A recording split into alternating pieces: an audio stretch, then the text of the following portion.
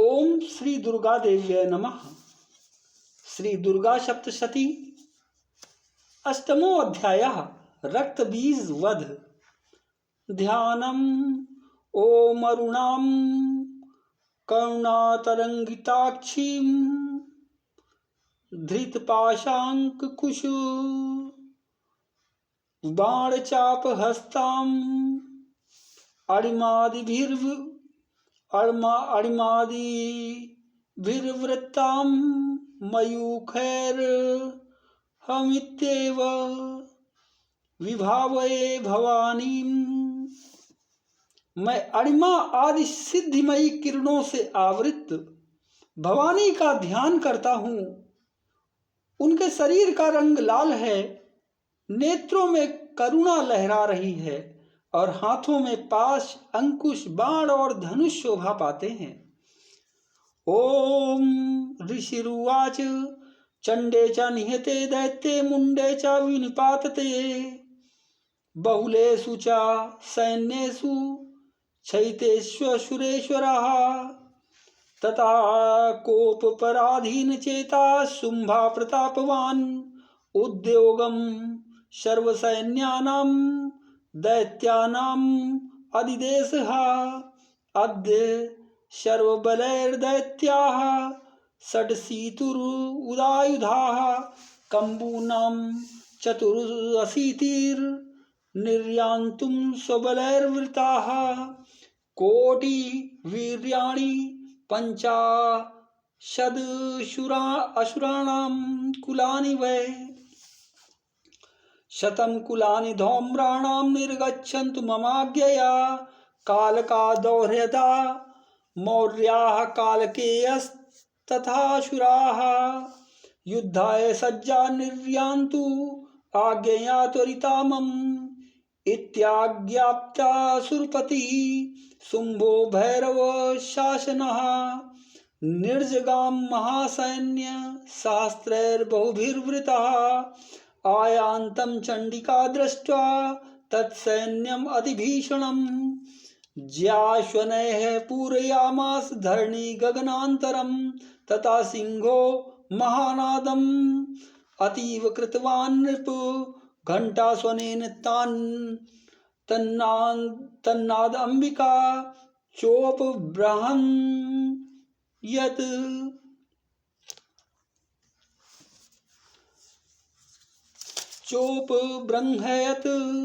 धनुर्जा सिंह घंटानां नादापूरिता दिङ्मुखाः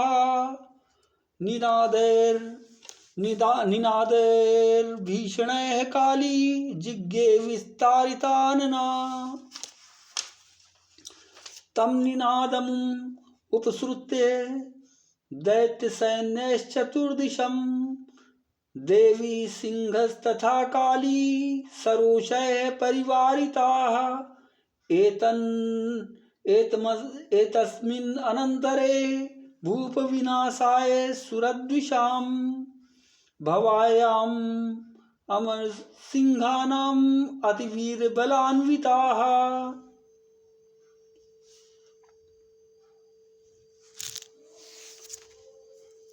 ब्रह्मेश गुविष्णूनां तथेन्द्रस्य च शक्तयः शरीरेभ्यो विनिष्क्रम्य तद्रूपैश्चण्डिकाययुः यस्य देवस्य यद्रूपं यथा भूषणवाहनं तद्वदेव हि तच्छक्तिरसुरान् योद्धुमाययो हंसयुक्तविमानाग्रे साक्ष्यसूत्रकमण्डलू आयाता ब्रह्मणः शक्तिर्ब्रह्माणी सा विधीयते माहेश्वरी वृषारूढ़ा त्रिशूलवरधारिणी महाहिवलया प्राप्ता चंद्ररेखा विभूषणा कौमारी शक्तिहस्ता च मयूरवरवाहना योद्धुम् अभ्याययो दैत्यान् अंबिका गुहरूपिणी तथैव वैष्णवी शक्तिर्गरुणोपरि संस्थिता शंख चक्र गदा शारंग खड्गहस्ताभ्युपाययो यज्ञवाराम अतुलम रूपम या विव्रतो हरे शक्ति साप्यायो तत्र बाराहीं बिभ्रति तनु नारसिंही नृसिंहस्य विभ्रति सदृशं वपु प्राप्ता तत्र शटाक्षेप क्षिप्तम् छत्रसंहतिः वज्रहस्ता तथैवेन्द्री गजराजोपरि स्थिता प्राप्ता सहस्रनयना यथा शक्रस्तथैव सा तथा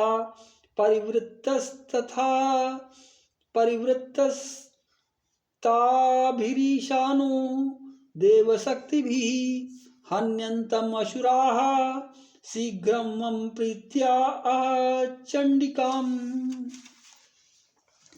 ततो देवी शरीरात्तु विनिष्क्रान्ति अतिभीषणा चण्डिका शक्तिरत्युग्रा शिवा सत् निनादिनी सा चा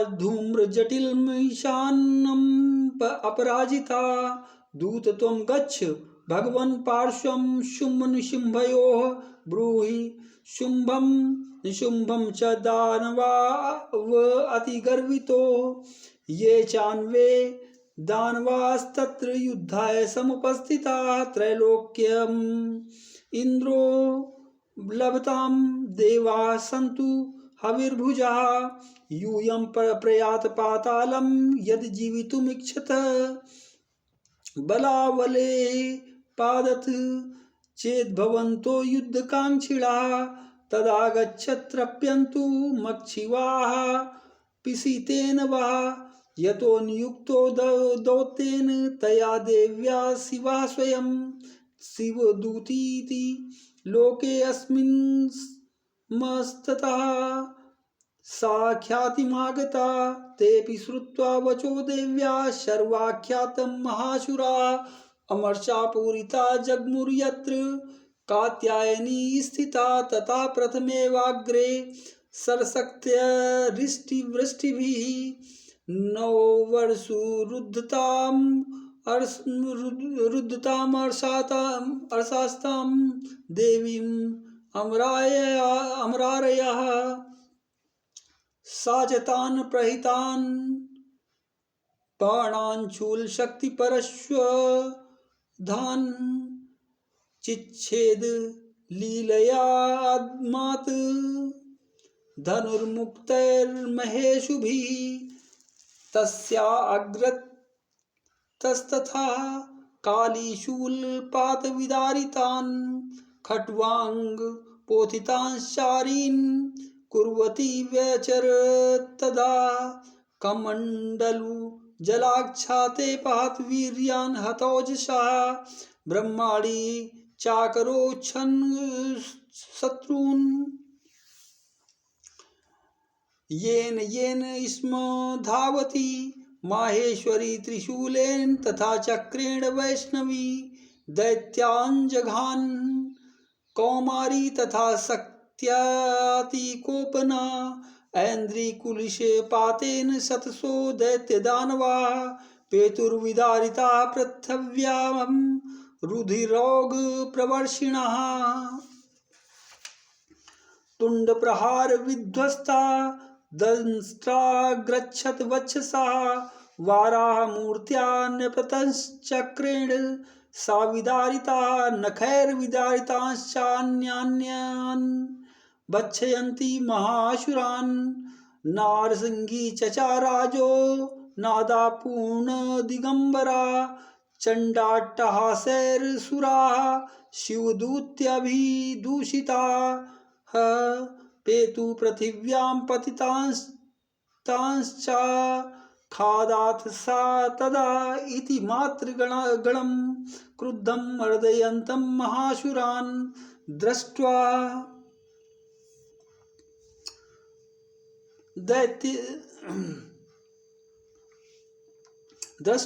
अभ्युपायैर्विविधैर्नैर्सुरदेवारिसैनिकाः पलायन परान दृष्ट्वा दैत्यान् मातृगणार्दितान् योद्धुम् अभ्याययो क्रुद्धो रक्तबीजो महाशुरः रक्तबिन्दुर्यदा भूमौ पत्यस्य शरीरतः समुत्पतति मेदिन्यां तत्प्रमाणस्तदाशुरः युधो सा गदा पाणिरिन्द्रशक्त्या महाशुरः ततश्चैन्द्री स्ववज्रेण रक्तबीजम् अताडयत् कुलसेना हता स्याशु बहुशुश्राव शोणितं समुतस्थस्ततो योद्धास्तद्रूपास्तपराक्रमाः यावन्ता पतितास्तस्य शरीराद्रवबिन्दवा तावन्ता पुरुषा जातास्तद्वीर्यबलविक्रमाः ते चापि युधुस्तत्र पुरुषा रक्तसंभवा समं मातृभिरत्युग्रशस्त्रपातातिभीषणं पुनश्च वज्रपातेन छद्मस्य शिरो यदा ववा रक्तं पुरुषास्ततो जाता सहस्रशः वैष्णवी समरे चैनं चक्रेणाभिजगानहा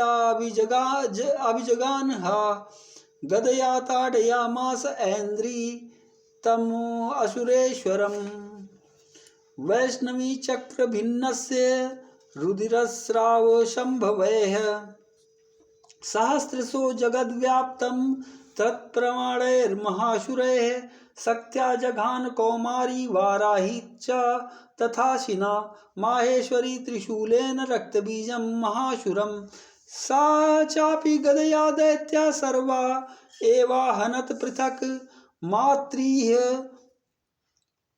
कोपसमाविष्टो रक्तबीजो महाशुरः तस्याहतस्य बहुधा शक्तिशूलादिभिर्भुवि पपात यो वै रक्तौघस्तेनाशन् क्षतशोऽसुराः तैश्चासुरास्रक् सम्भूतैरसुरैः सकलं जगत् व्याप्तमासीत् ततो देवाभयमाजं मुरुत्तमम् भयं मा जग्मुरुत्तमम् तान् विषण्णान् शूरान् दृष्ट्वा चण्डिका प्राह सत्वरा उवाच कालीं चामुण्डे विस्तीर्णं वदनं कुरु मच्छस्त्रपातन सम्भूतान् रक्तबिन्दून् महाशुरान् रक्तबिन्दोः प्रतीक्ष्य त्वं वक्त्रेणानेन वेगिना भक्षयन्ती चररणे तदुत्पन्नान् महाशुरान् एवमेष क्षयं दैत्याः क्षीणरक्तो गमिष्यति भक्ष्यामाणास्त्वया चोग्रा न चोत्पत्स्यन्ति चापरे इत्युक्त्वा ततो देवी शूलेनाभिजघानतं मुखेन काली जग्रहे रक्तबीजस्य शोणितं ततो सावाज जघानात् गदया तत्र चण्डिकां न चास्या वेदनां चक्रे गदापातोऽल्पिकामपि तस्याः तस्य देहात्तु बहुशुश्राव शोणितं यतस्ततस्द्वक्त्रेण चामुण्डा सम्प्रतीक्षति मुखे समुद्गतात् येष्या रक्तपातान् महाशुराः तांश्चखादाथ चामुण्डा पपो तस्य च शोणितं देवी शूलेन वज्रेण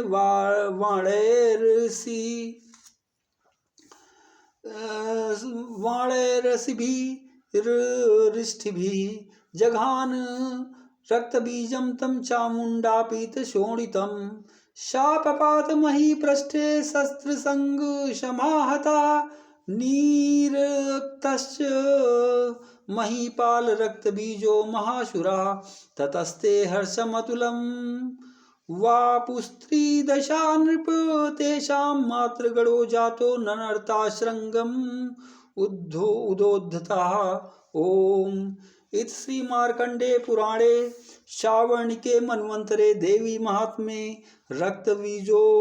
रक्तबीजवधो नाम 8मो अध्यायः। ऋषि कहते हैं, चंड और मुंड नामक दैत्यों के मारे जाने तथा बहुत सी सेना का संहार हो जाने पर दैत्यों के राजा प्रतापी शुंभ के मन में बड़ा क्रोध हुआ और उसने दैत्यों की संपूर्ण सेना को युद्ध के लिए कूच करने की आज्ञा दी। तब वह बोला, आज उदायुध नाम के 86 दैत्य सेनापति अपनी सेनाओं के साथ युद्ध के लिए प्रस्थान करें। कंबु नाम वाले दैत्यों की 84 सेना नायक अपनी वाहिनी से घिरे हुए यात्रा करें। 50 कोटि वीर कुल के और 100 धौम्र कुल के असुर सेनापति मेरी आज्ञा से सेना सहित कूच करें। काल, दौर्यध, मौर्य, काल के असुर भी युद्ध के लिए तैयार हो मेरी आज्ञा से तुरंत प्रस्थान करें। भयानक शासन करने वाला असुर राज शुंभ इस प्रकार आज्ञा दे सहस्त्रों बड़ी सेनाओं के साथ युद्ध के लिए प्रस्थित हुआ। उसकी अत्यंत भयंकर सेना आती देख चंडिका ने अपने धनुष की टंकार से पृथ्वी और आकाश के बीच का भाग गुंजा दिया। राजन, तदनंतर देवी के सिंह ने बड़े जोर से दहाड़ना आरंभ किया। फिर अंबिका ने घंटे के शब्द से उस ध्वनि को और भी बढ़ा दिया। धनुष की टंकार, सिंह की दहाड़ और घंटे की ध्वनि से संपूर्ण दिशाएं गूंज उठी। उस भयंकर शब्द से काली ने अपने विकराल मुख को और भी बढ़ा लिया और तथा इस प्रकार वे विजयिनी हुई। उस तुमुल नाद को सुनकर दैत्यों की सेनाओं ने चारों ओर से आकर चंडिका देवी, सिंह और काली देवी को क्रोध पूर्वक घेर लिया। राजन, इसी बीच में असुरों के विनाश तथा देवताओं के अभ्युदय के लिए ब्रह्मा, शिव, कार्तिकेय, विष्णु तथा इंद्र आदि देवों की शक्तियां जो अत्यंत पराक्रम और बल से संपन्न थी, उनके शरीरों से निकलकर उन्हीं के रूप में चंडिका देवी के पास गई। जिस देवता का जैसा रूप, जैसी वेशभूषा और जैसा वाहन है, ठीक वैसे ही साधनों से संपन्न हो, उसकी शक्ति असुरों से युद्ध करने के लिए आई। सबसे पहले हंस युक्त विमान पर बैठी हुई अक्षसूत्र और कमंडल से सुशोभित ब्रह्मा जी की शक्ति उपस्थित हुई, जिसे ब्रह्माणी कहते हैं। महादेव जी की शक्ति वृषभ पर आरूढ़ हो, हाथों में श्रेष्ठ त्रिशूल धारण किए, महानाग का कंकड़ पहने, मस्तक में चंद्र रेखा से विभूषित हो वहां आ पहुंची। कार्तिकेय जी की शक्ति रूपा जगदम्बिका उन्हीं का रूप धारण किए श्रेष्ठ मयूर पर आरूढ़ हो, हाथ में शक्ति लिए दैत्यों से युद्ध करने के लिए आई। इसी प्रकार भगवान विष्णु की शक्ति गरुड़ पर विराजमान हो, शंख, चक्र, गदा, शारंग, धनुष तथा खड्ग हाथ में लिए वहां आई। अनुपम यज्ञ वाराह का रूप धारण करने वाली श्री हरि की जो शक्ति है, वह भी वाराह शरीर धारण करके वहां उपस्थित हुई। नारसिंगी शक्ति भी नरसिंह के समान शरीर धारण करके वहां आई। उसकी गर्दन के बालों के झटके से आकाश के तारे बिखर पड़ते थे। इसी प्रकार इंद्र की शक्ति वज्र हाथ में लिए गजराज ऐरावत पर बैठकर आई। उसके भी सहस्त्र नेत्र थे। इंद्र का जैसा रूप है वैसा ही उसका भी था। तदनंतर उन देव शक्तियों से घिरे हुए महादेव ने चंडिका से कहा, मेरी प्रसन्नता के लिए तुम शीघ्र ही इन असुरों का संहार करो। तब देवी के शरीर से अत्यंत भयानक और परम उग्र चंडिका शक्ति प्रकट हुई, जो सैकड़ों गीदड़ियों की भांति आवाज करने वाली थी। उस अपराजिता देवी ने धूमिल जटा वाले महादेव जी से कहा, भगवान, आप शुंभ निशुंभ के पास दूत बनकर जाइए और उन अत्यंत गर्वीले दानव शुंभ एवं निशुंभ दोनों से कहिए, साथ ही उनके अतिरिक्त जो भी दानव युद्ध के लिए वहां उपस्थित हो, उनको यह संदेश दीजिए, दैत्यों, तुम जीवित रहना चाहते हो तो पाताल को लौट जाओ। इंद्र को त्रिलोकी का राज्य मिल जाए और देवता यज्ञ भाग का उपभोग करे। यदि बल के घमंड में आकर तुम युद्ध की अभिलाषा रखते हो तो मेरी शिवाएं अर्थात योगिनियां तुम्हारे कच्चे मान से तृप्त हों। चूंकि उस देवी ने भगवान शिव को दूत के कार्य में नियुक्त किया था, इसलिए वह शिवदूती नाम से संसार में विख्यात हुई। वे महादैत्य भी भगवान शिव के मुंह से देवी के वचन सुनकर क्रोध में भर गए और जहाँ कात्यायनी विराजमान थी उस ओर बढ़े। तदनंतर वे दैत्य अमरस में भरकर पहले ही देवी के ऊपर बाण शक्ति और रिष्टि आदि अस्त्रों की वर्षा करने लगे। तब देवी ने भी खेल खेल में धनुष की टंकार की और उससे छोड़े हुए बड़े बड़े बाणों द्वारा दैत्यों के चलाए हुए बाण शूल शक्ति और फर्शों को काट डाला। फिर काली उनके आगे होकर शत्रुओं को शूल के प्रहार से विदीर्ण करने लगी और खटवांग से उनका कचूमर निकालती हुई रणभूमि में विचरने लगी। ब्रह्माणी भी जिस ओर दौड़ती उसी ओर अपने कमंडल का जल छिड़क कर शत्रुओं के ओज और पराक्रम को नष्ट कर देती थी। माहेश्वरी ने त्रिशूल से तथा वैष्णवी ने चक्र से और अत्यंत क्रोध से भरी हुई कुमार कार्तिकेय की शक्ति से दैत्यों का संहार आरंभ किया। इंद्र शक्ति के वज्र प्रहार से विदीर्ण हो सैकड़ों दैत्य दानव रक्त की धारा बहाते हुए पृथ्वी पर सो गए। वाराही शक्ति ने कितनों को ही अपने थूथन से मार से नष्ट किया। दाढ़ों के अग्रभाग से कितनों की छाती छेद डाली तथा कितने ही दैत्य उसके चक्र की चोट से विदीर्ण होकर गिर पड़े। नारसिंही भी दूसरे महादैत्यों को अपने नखों से विदीर्ण करके खाती और सिंहनाद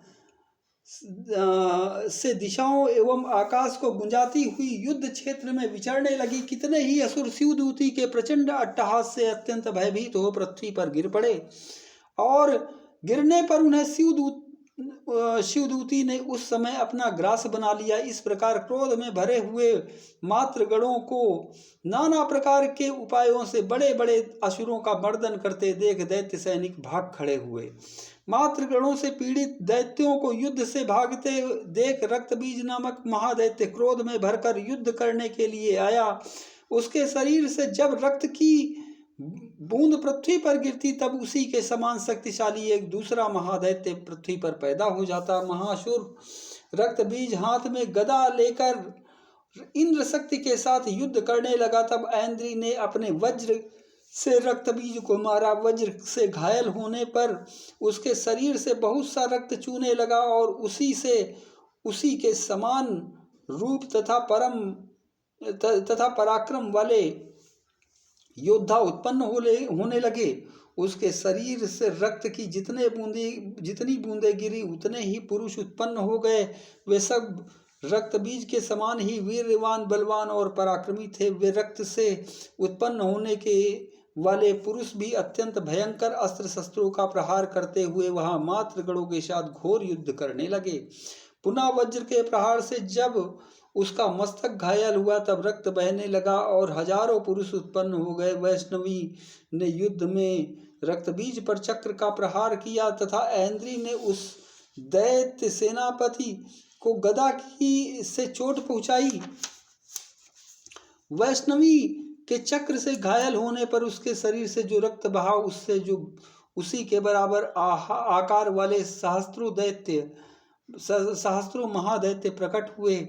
उनके द्वारा संपूर्ण जगत व्याप्त हो गया। कौमारी ने शक्ति से, वाराही ने खड्ग से और माहेश्वरी ने त्रिशूल से महादैत्य रक्तबीज को घायल किया। क्रोध में भरे हुए उस महादैत्य रक्तबीज ने भी गदा से सभी मात्र शक्तियों पर पृथक पृथक प्रहार किया। शक्ति और शूल से अनेक बार घायल होने पर जो उसके शरीर से रक्त की धारा पृथ्वी पर गिरी उससे भी निश्चय ही सैकड़ों असुर उत्पन्न हुए। इस प्रकार उस महादैत्य के रक्त से प्रकट हुए असुरों द्वारा संपूर्ण जगत व्याप्त हो गया। इससे उन देवताओं को बड़ा भय हुआ। देवताओं को उदास देख चंडिका ने काली से शीघ्रता पूर्वक कहा, चामुंडे तुम अपना मुख और भी फैलाओ तथा मेरे शस्त्रपात से गिरने वाले रक्त बिंदुओं और उनसे उत्पन्न होने वाले महादैत्यों को तुम अपने इस उतावले मुख से खा जाओ। इस प्रकार रक्त से उत्पन्न होने वाले महादैत्यों का भक्षण करती हुई तुम रण में विचरती रहो। ऐसा करने से उस दैत्य का सारा रक्त क्षीण हो जाने पर वह स्वयं भी नष्ट हो जाएगा।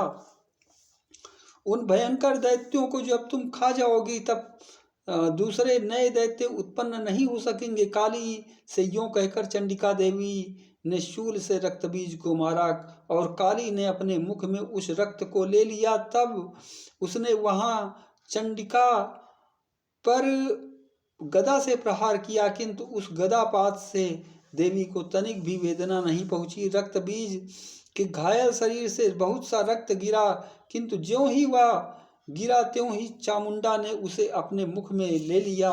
रक्त गिरने से काली के मुख में जो महादैत्य उत्पन्न हुए उन्हें भी वह चट कर गई और उसने रक्त बीज का रक्त भी पी लिया।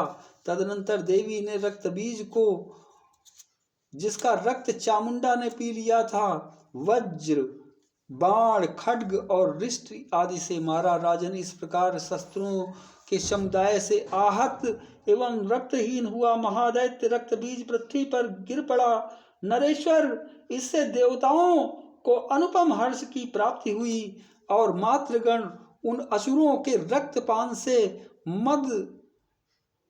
रक्तपान के मद से उद्धत सा होकर नृत्य करने लगा। इस प्रकार श्री मार्कंडेय पुराण में शावर्णिक मनवंतर की कथा के अंतर्गत देवी महात्म्य में रक्तबीज वध नामक 8वां अध्याय पूरा हुआ। ओम श्री दुर्गा देवी